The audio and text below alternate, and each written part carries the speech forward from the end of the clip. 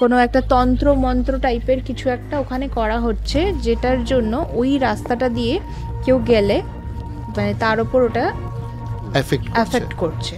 আচ্ছা, করার বেশ অনেকক্ষণ পরেই গিয়ে পৌঁছাই, দেখি আর কি মোমবাতিগুলো প্রায় নিভে নিভে এসছে আর কি। আচ্ছা, মানে বেশ কিছুক্ষণ আগেই ঘটনাটা ঘটাচ্ছে ওখানে। হ্যাঁ, একটা অদ্ভুত টাইপের স্বপ্ন আমার কন্টিনিউয়াসলি আসছে। ওই বক্সটা কি এখন তোমার বাড়িতেই আছে? আমার বাড়িতেই আছে। কোথায় আছে? তোমার ঘরে? আমি আমার ঠাকুরের কাছে রেখে দিয়েছি।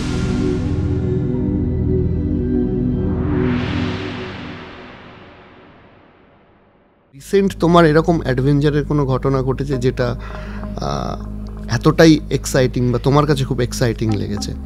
রিসেন্টলি বলতে আমি বেশ কিছুদিন এই কাজটা থেকে বিরতি নিয়েছিলাম, বিকজ আমার মানে রিসেন্টলি বেবি হয়েছে, তো আমি কাজের মধ্যে থ্যাংক ইউ, বেশ কিছুদিন আমি কাজের মধ্যে থাকতে পারিনি।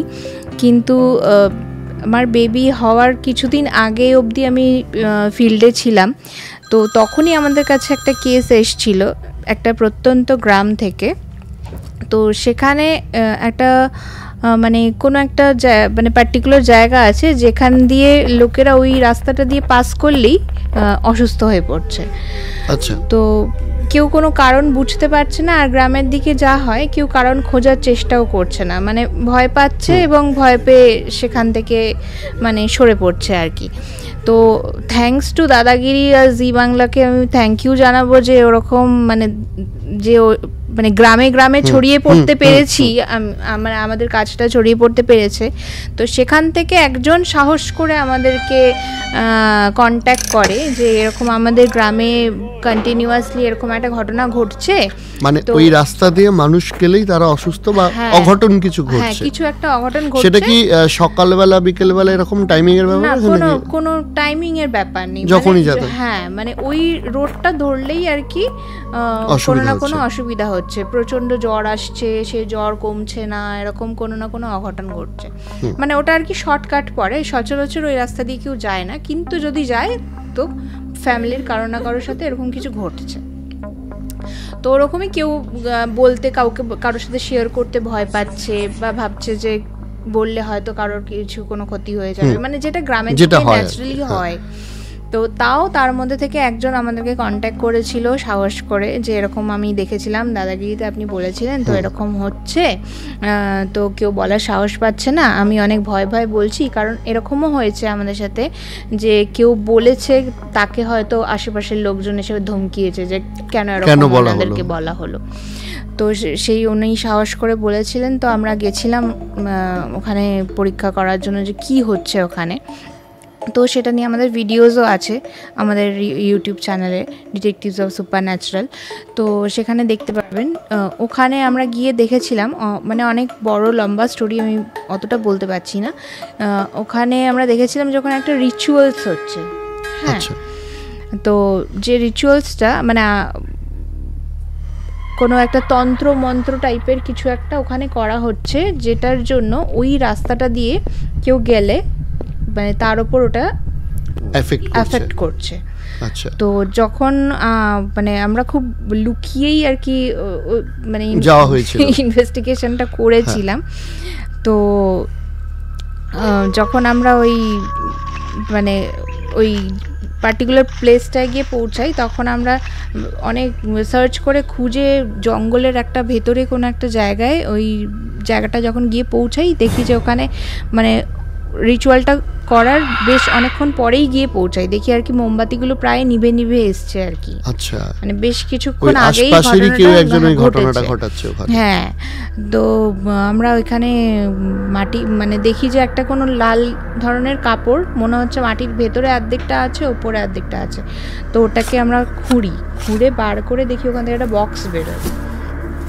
তো ওটার মধ্যে বক্সটা খুলে দেখি যে ওটার মধ্যে একটা ভুডু টাইপের মানে যে হয় না একটা ডল, তার মধ্যে মানে কি বলে ভোজালি না কি পেরেক টাইপের জিনিস, মানে রিচুয়ালস যে করে ওরকম টাইপের, মানে কেউ কারোর উপরে মানে ব্ল্যাক ম্যাজিক টাইপের কিছু ওখানে গ্রামটার উপরে করা হচ্ছে বা কোনো পার্টিকুলার মানুষের উপরে হয়তো করা হচ্ছে, জানি না।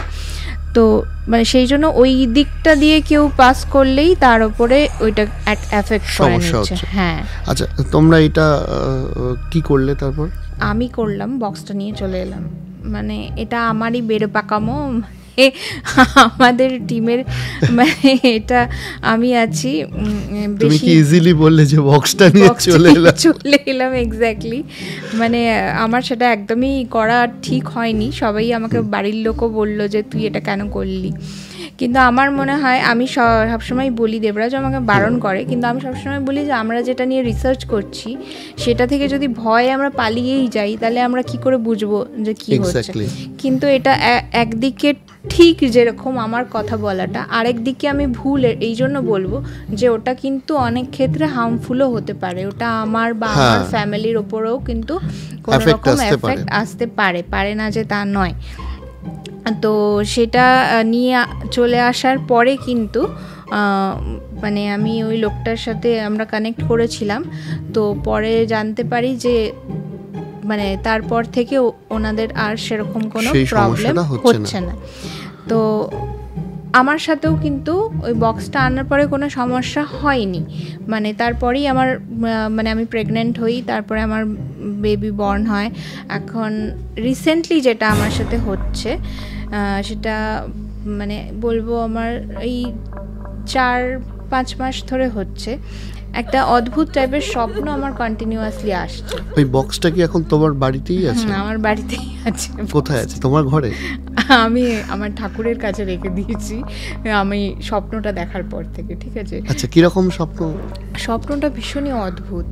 মানে স্বপ্নটা এরকম আমি দেখছি, মানে রেগুলার বেসিসে একই স্বপ্ন দেখছি। স্বপ্নে দেখছি যে আমি নিজেকেই নিজে কোনোভাবে ক্ষতি করতে চাইছি। ঠিক আছে, আচ্ছা, আমি দেখছি যে আমি আমার স্বপ্নে আমার গলা টিপতে আসছি, কিন্তু মানে একদিন আমি দেখছি অনেকটা দূরে আছি, তারপরের দিন আমি দেখছি আমি আরেকটু কাছে আছি, তারপরের দিন আমি দেখছি আমি আরেকটু কাছে আছি। এরকম করে আমি দেখছি ধীরে ধীরে আমি আমার নিজের কাছে এগোচ্ছি নিজেকে গলা টেপার জন্য। আচ্ছা, হ্যাঁ, আর একই স্বপ্ন আমি রোজ দেখছি। মানে অথচ মানে ওটা কিন্তু হয় না, মানে আমরা তো বিভিন্ন দিন বিভিন্ন রকম স্বপ্ন, মানে এমনটা নয় যে ওটা আমি কল্পনা করছি, মানে ওটা রীতিমতো স্বপ্ন। কিন্তু ওই টাইমে আমি যে আমি কাউকে ডাকবো বা আমার মনে হচ্ছে যেন আমি ওটা জেগেই আছি, কিন্তু আমি কাউকে ডাকবো কিন্তু আমি ডাকতে পারছি না। লোকে বলবে এটা হয়তো আমার স্লিপ প্যারালাইসিস হচ্ছে, কিন্তু এটা স্লিপ প্যারালাইসিস হচ্ছে না। আচ্ছা, এটা স্বপ্নের মধ্যেই হচ্ছে। তার একটুখানি পরেই আমি কিন্তু আমার ঘুমটা ভেঙে যাচ্ছে, আর আমি উঠে দেখছি যে না, আমি তো ঘরেই শুয়ে আছি, এটা তো ড্রিম ছিল, কিছুই হচ্ছে না, আমার হাত পা ঠিকঠাকই আছে, সব অলোকে। এবার ওটা ঠাকুর ঘরে রাখার পর তারপরে ওটা আমি মানে ওই বিলিভের থেকে যে ভগবান বাঁচাবে বলে আমি ঠাকুরের কাছে রেখে দিয়েছি। তো তারপর থেকে তো সেরকম কিছু আমি একটু কমেছে বিষয়টা। মানে এইটা শুনতে শুনতেই আমার একটা অভিজ্ঞতা, একজনের অভিজ্ঞতা মাথায় এলো। কিন্তু আর একটা জিনিস আমি বলছি, কমেছে মিন্স এরকম না যে মানে সব অলোকে হয়ে গেছে।